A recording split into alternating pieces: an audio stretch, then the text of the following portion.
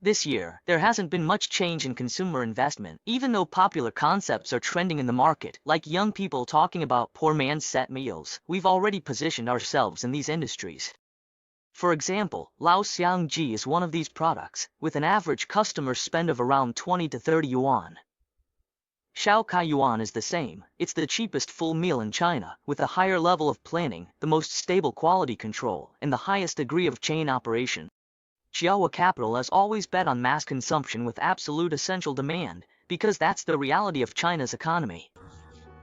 In the past, during cycles of social capital frenzy, people would say it was the era of the rising middle class. But the real situation in China is that 1 billion people have never been abroad, and as of 2019, 600 million people had an average monthly income of less than 1,000 yuan.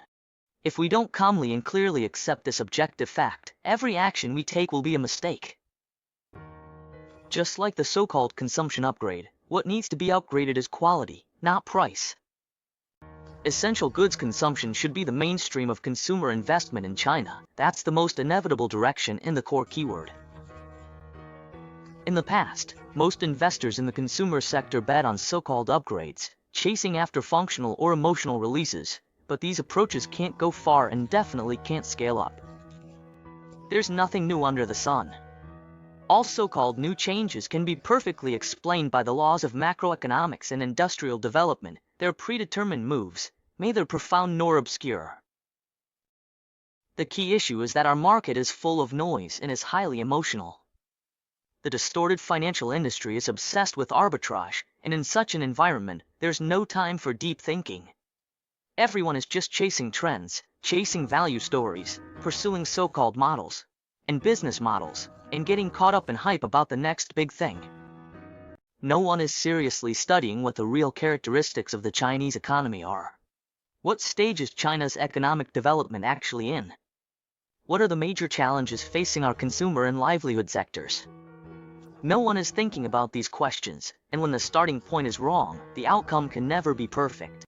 In the past, it was an era of arbitrage. People wanted to get in today and cash out tomorrow. That's why rounds, B rounds, all the way to F rounds were invented, which is honestly a joke.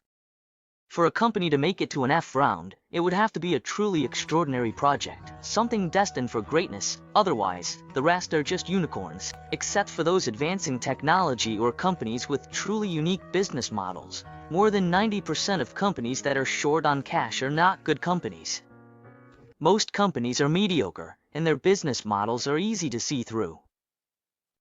A fundamental trait of a good company is that if it can really survive and grow, it won't actually be short of money.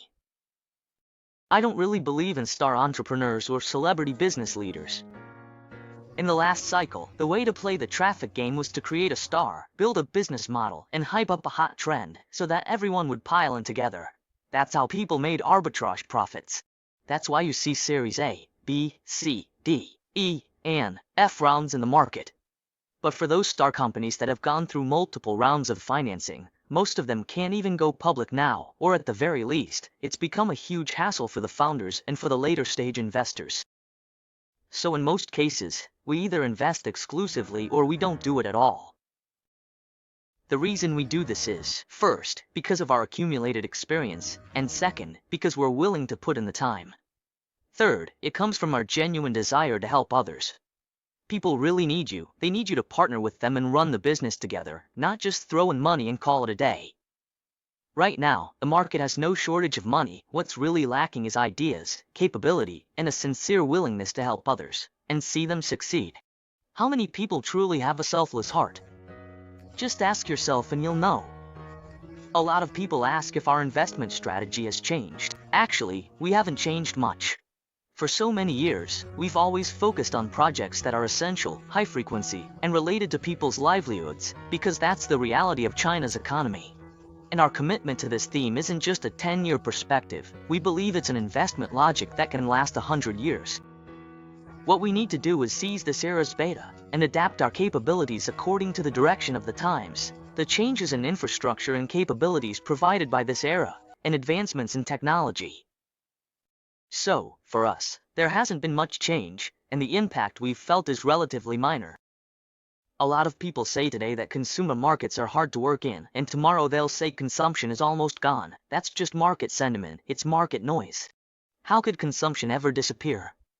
Investors, even more so, should move beyond a retail investor's perspective and clearly recognize the social function of the consumer sector. I've always said that consumption and technology are by no means opposed to each other. Technology empowers consumption, and consumption provides a huge application market for technology. Without a massive consumer market to supply a vast user base and tax support, technology simply cannot develop. In the end, technology still has to be applied and survive in the consumer market. I've written many articles on this topic, like the 4 Little AI Dragons. If Nvidia didn't have a consumer-level market, how could it be applied? Wasn't Nvidia once just a small company worth a few $billions? In every era, it's the market that chooses the companies. The market always has both investment and speculation aspects. If you're thinking like a speculator, then of course you're getting in and out quickly. The stories that spread most easily in public opinion are always centered around speculation and arbitrage. Everyone just assumes that turnover is everything, that getting in and out quickly is everything. Patient capital is something that needs to be upheld. This isn't something that's only being advocated today. It's always been a hallmark of value investing, patient capital.